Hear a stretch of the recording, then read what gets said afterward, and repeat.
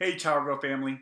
As our ministry year falls into its regular rhythms again, we felt it was right and good to remind our church of our COVID 19 protocols, which are closely tied to local and national guidelines as set forth by the City of St. Louis and the Center for Disease Control. So, really quickly, here are the guidelines. Individuals, both vaccinated and unvaccinated, who are ages 5 and older shall be required to properly wear a face covering that covers the wearer's nose and mouth while in indoor and enclosed public buildings and spaces. So, again, wearing masks are required. Regardless of your vaccine status, please do not come to any gathering if you're experiencing any symptoms that resemble those of COVID 19.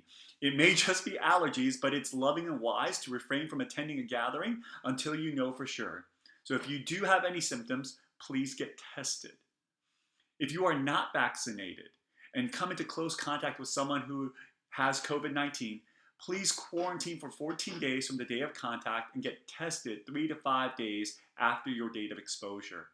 If you test positive or develop symptoms, please isolate from others so as not to spread the virus. If you are vaccinated and come into close contact with someone who has COVID 19, you do not necessarily need to quarantine.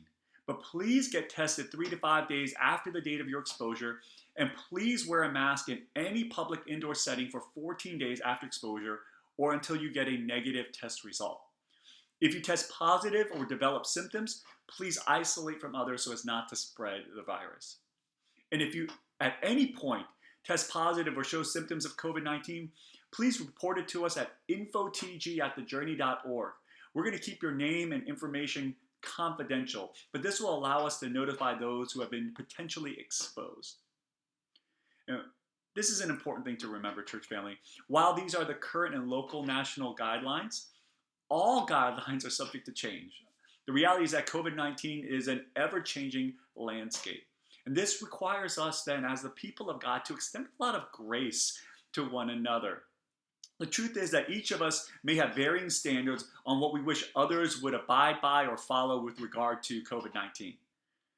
But Philippians 2, verses 3 and 4 reminds us, do nothing from selfish ambition or conceit, but in humility count others more significant than yourselves.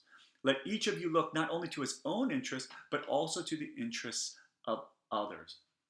Church family, this was the example of Christ.